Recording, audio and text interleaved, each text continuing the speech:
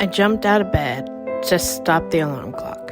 I saw it was morning as the sun shines into the room and walked out of my bedroom. As I exited, I turned to look at my room one last time and closed the door. Then I started walking towards the hall.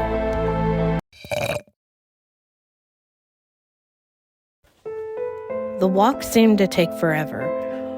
When I got to the living room, I heard Dad talking to Colleen, Mom laughing, and then I listened to the door being closed. I walked into the living room and saw Mom, Dad, Colleen, Joelle, and Dante. And all of them looked at me and started laughing.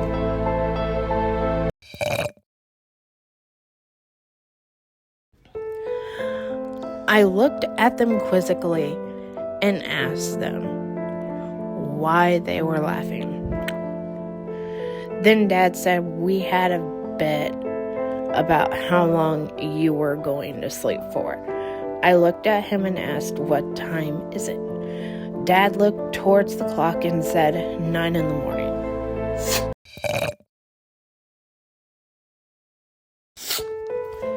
I rubbed my face trying to wake myself up and asked who won. Colleen started jumping up and down and said with excitement, "I did, and I won a lot of money." I sat next to her and said, "Oh, how much?" $100, Colleen said as she continued to jump up and down.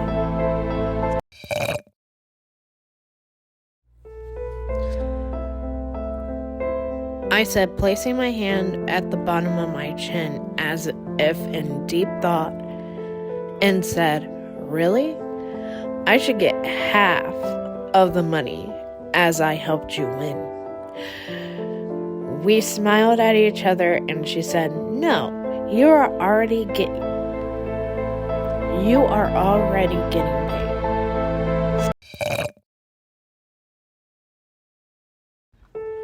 I extended my hands in the air, surrendering, and said, "All right, I don't want your money. So when are we leaving?" Dante laughed and said, "As soon as you're ready." "I'm ready if Colleen is ready, as all my belongings are already in the car," I said while looking up at him.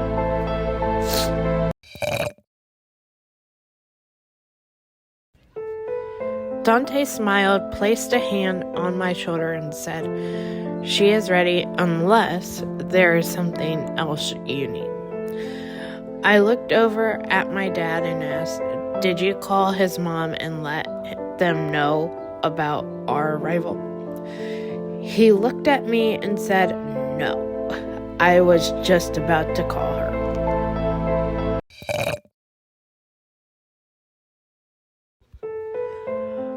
I rolled my eyes and nodded in agreement. He picked up the receiver, dialed the number, and waited for her to answer. A few seconds later, he said, "Hi, Petra. I just wanted to let you know both of them are on their way."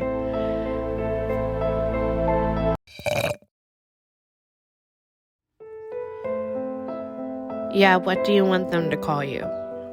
"All right, I'll let them know." Then he hung up. He then said, "She wants you to call her Petra.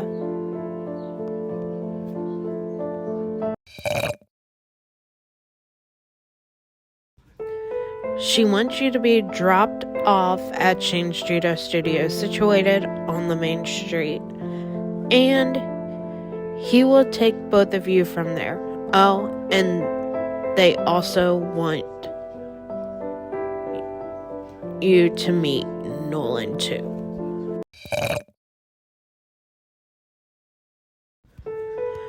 Dante looked at my dad and asked, "Is she going to let him know about it?" Dad rolled his eyes and nodded in the affirmative. I looked at Dante and said, "So, are we ready to go?" Dante looked over at Colleen and said, "Yeah, are you ready, Colleen?" She replied in the affirmative.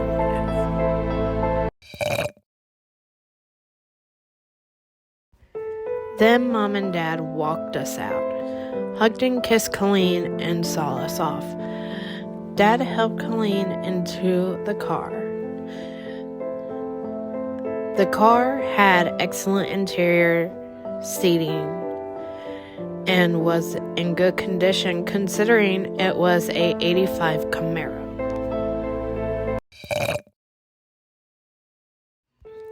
Then Dad turned around, hugged me again, and whispered, "I love you both and Shane so much. I need all three of you to be safe. Please, Elena, you need to protect both of them with everything you have. Don't let them find out about any of you."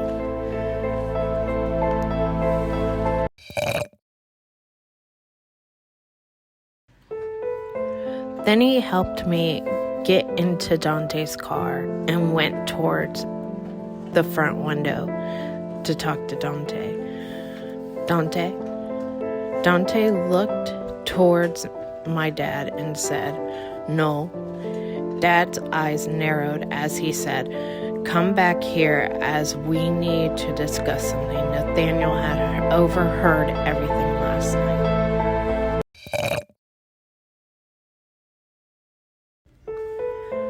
Dante looked at him and said, "See you in a while." Dad stepped away from the car and drove off. I looked back and saw our parents waving at us. Then I recalled the thing Dad used to always say before leaving.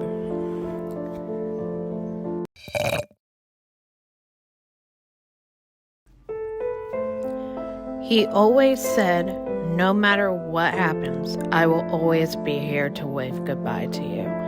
In life or death, I will always see you off." Dante looked at me through the rearview mirror and asked, "What did you say?"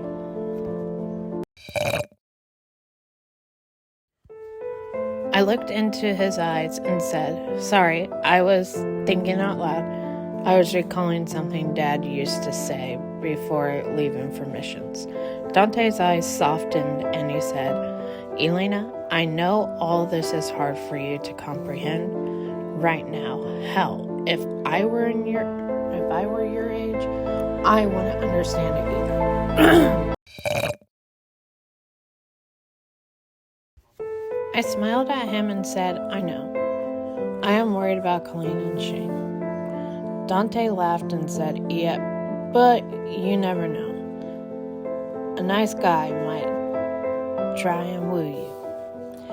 I looked down and said, "It's doubtful. Moreover, I am not thinking about guys right now.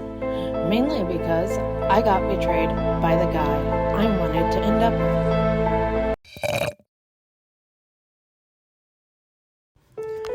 Dante sighed and said, "You are talking about Nathaniel, right? Who knows, it might be Nolan who you're supposed to marry. Moreover, both of them look similar." I rolled my eyes and said, "Who knows? We will see what happens down the road." Dante smiled and said, "We will. We have reached Main Street. We will see how far the studio is."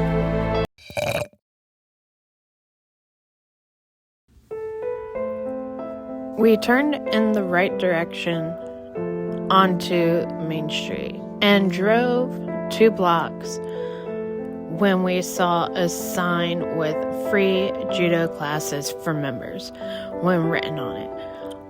I pointed towards the sign. He looked at the sign and nodded in agreement. Then he slowed the car and parked.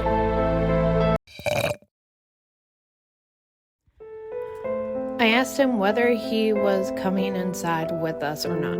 He nodded in the affirmative. Then I got out of the car. I followed Dante to the truck, helped him get the bags out of the car, and placed them on the sidewalk to pull them behind us. Then we went inside towards the receptionist area. I heard Dante say, "I'm looking for Shane. His mother has sent us."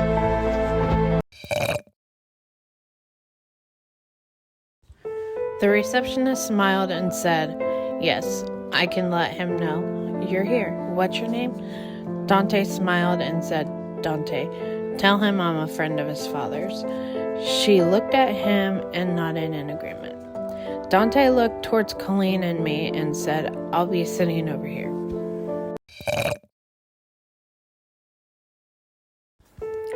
He crossed the room and sat down. I asked him what's going on. Dante looked at me and said, "Well, she is letting him know we are here." I brought my hand up to my chin and sighed. Then I heard the receptionist say, "He is asking for you to come inside the gym. He will be finishing his class in a few minutes."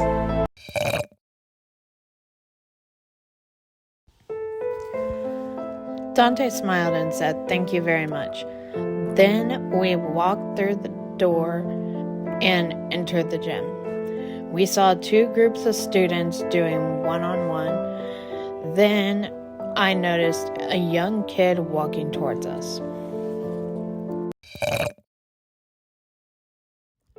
He smiled and I said, "Hey, we are looking for Shane." His smile widened as he said, "Oh, well, he is getting ready to leave. Would you want to participate in a fight?" Then I looked up at Dante while grinning. Dante sighed and said, "Take it easy on him." I ran over and both of us crouched down. He lunged towards me. I ducked to avoid being kicked and sideswiped his leg on the ground. He flew up and landed on his back.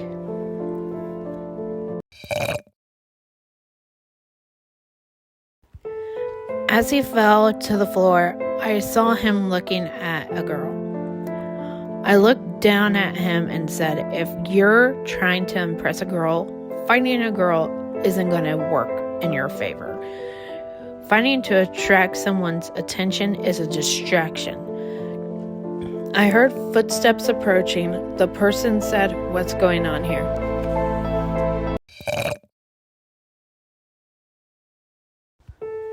The boy eyed me and said, Nothing, sir."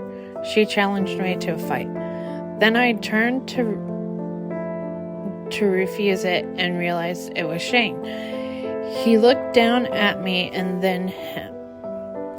Shane looked over and asked me, "Who are you, young lady?" I stood still before saying, "My name is Elena Jenson."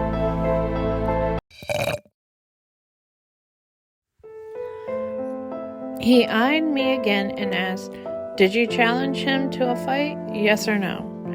I shook my head negatively. The kid challenged me to impress some girl. He looked back at the kid and said, "You should have told me the truth instead of accusing my sister Nico."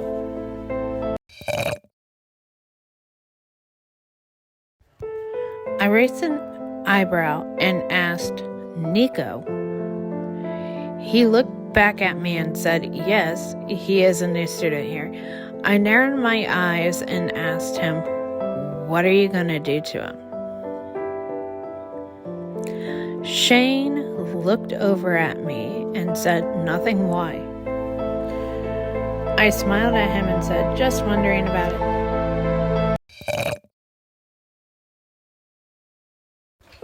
Then I walked over to Nico and extended my hand to help him. He grabbed my hand and I pulled him over to the side. Nico smiled at me and said, "Well, if it isn't little Elena." I crossed my arms while glaring at him and asked, "What are you doing here?"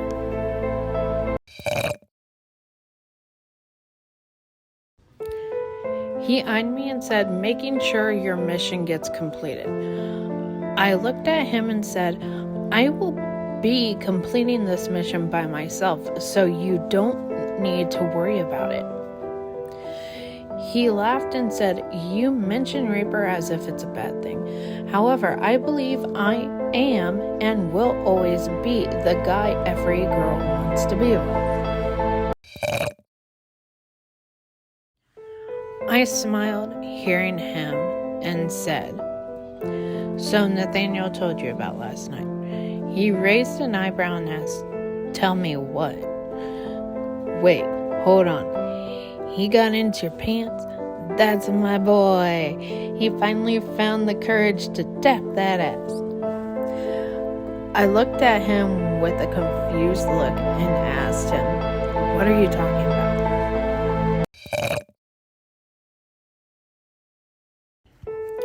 He sighed and said, God damn, he still hasn't made his move on you. Damn, he's going to be a lousy leader. I rolled my eyes and said, yeah, I guess so, considering all the time I gave Nathaniel to make a move on me.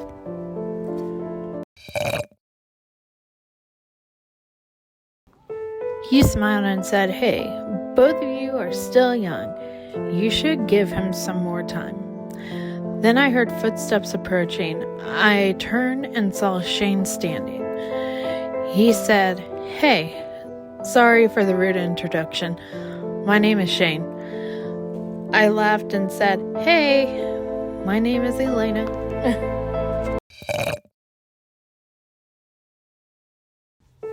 He smiled and said, I want you to meet Nolan too. He is also one of my students. We will take him home, if it's fine with you. I looked at him, shrugged, and said, sure. I heard Nico laugh and he said, it should be fun. I looked at him and asked, what do you mean?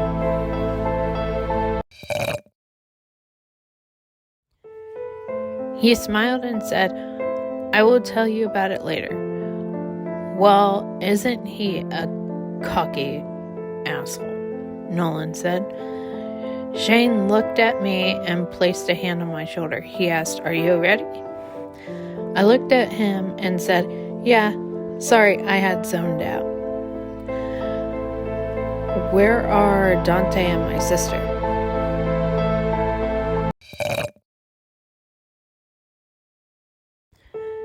Shane smirked and said, they are outside getting ready to go. I smiled up at him and he said, all right. Shane looked at me and asked, so, how do you know Nico? I looked down and said, I used to go to school with him. Why?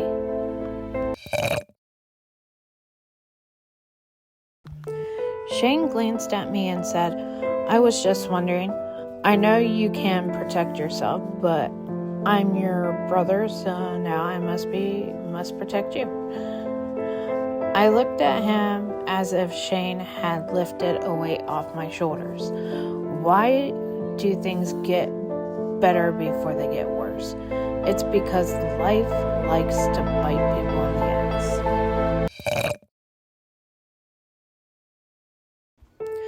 Nolan smiled and said, I wish I had siblings too. I looked at him and said, you never know. You could have a brother or sister out there somewhere. He laughed and said, I doubt it. We walked outside and we saw Dante loading the car. Then I felt someone grab my shoulder. I turned around and saw Nathaniel. He smirked and said, hello, Elena. I cleared my throat and asked him, what are you doing here? Nathaniel smiled and said, I missed you and I heard you were going to meet your brother today, and I wanted to meet him too.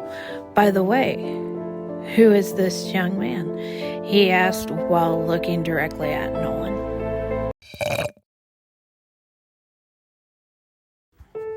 I eyed him, frightened of what he was going to do, and I said, go away. He pointed toward Nolan and asked, "Why? Do you want to be with my lookalike instead of me?" I looked around, trying to find someone who could help me, and said, "Someone please help me."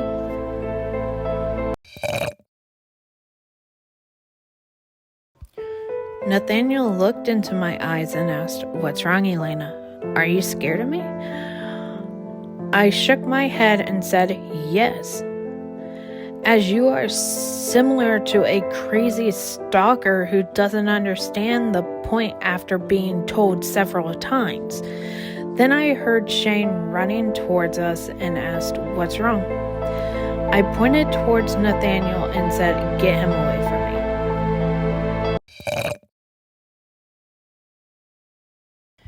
Shane eyed him and said, "You need to leave. She doesn't want to talk to you."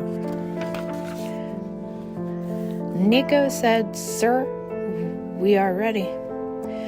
Shane was confused as to why Nico would address Nathaniel as sir. He finally asked, "Why did Nico call him Sir, Elena? Who is he?"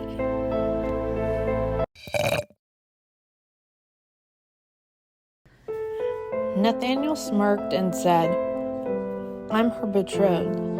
We are to be married when we turn 18 years old."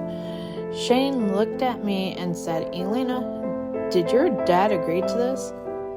I'm going to talk to him about this. And as for you, stay away from my sister. Whoever you are supposed to be regarding her, she sure doesn't want to be around."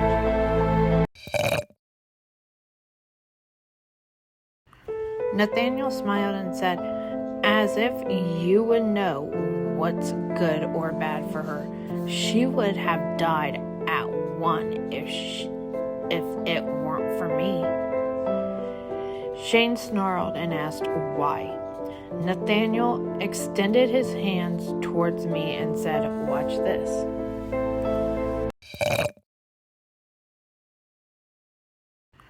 Nathaniel smiled and said, "As if you would know what's good or bad for her. She would have died at one if it weren't for me." Shane snarled and asked, "Why?" Nathaniel extended his hands towards me and said, "Watch this."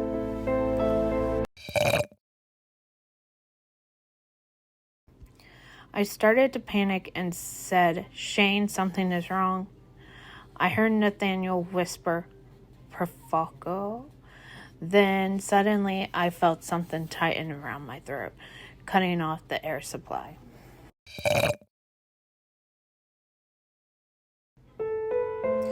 I feel numb. Is it what it feels like when someone dies? I couldn't breathe or ask for help. All I could do was close my eyes and let everything go blank.